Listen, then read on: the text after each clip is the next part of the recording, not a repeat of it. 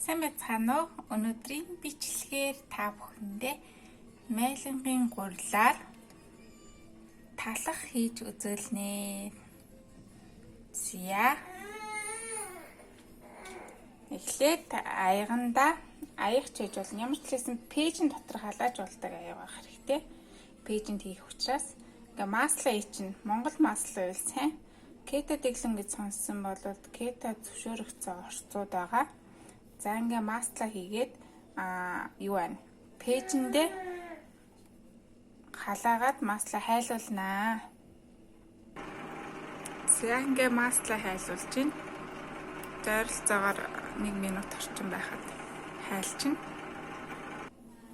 За масла хайлуулчлаа.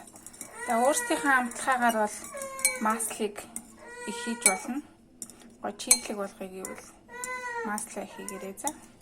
За ингээд өнөөдөр би 3 ундаг хийхээр шийдлээ. За 3 ундаг хийчихье. 1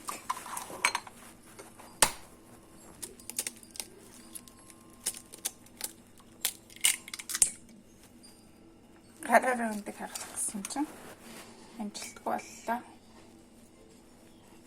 Эхнийх нь бол амжилттай болсон.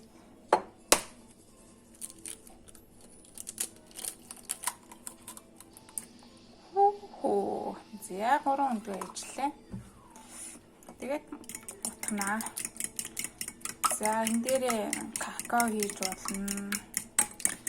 Тэгээд арц юу вэ?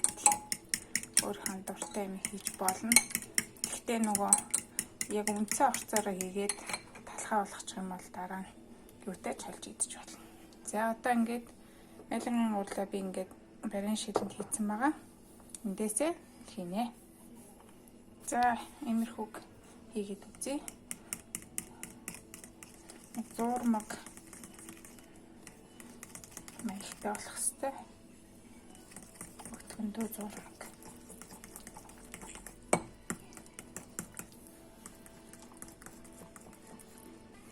За иймэрхүү болсон байна.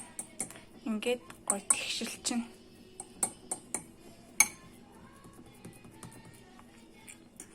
За одоо пэйжиндээ хийнэ. 4 минут. За пэйжнээсээ гаргаад ирлээ. Ингээ бэлэн болсон гэсэн үг. Хөргөөх шаардлагагүй. Хөргөөж ч нөгөө талхыг зүсэх хэрэгтэй гэдэг шүү дээ. Энэ бол шаардлагагүй шууд зүсээд идэж болно. Гэхдээ хөргөж байгаа идэхгүй бол мэдээж халан. За зүсэж үзүүлье. За. Ингээ 3 ундаг масл майлангийн гурил.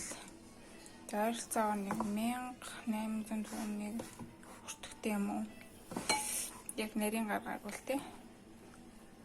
Ирэх хүртэгтэй болж байна. За ингээд өмнө нь би нөгөө дөрөв талах борцог авдаг гэсэн бол одоо ингээд майлангийн гурилын талхаа хийчлээ. Баяртай.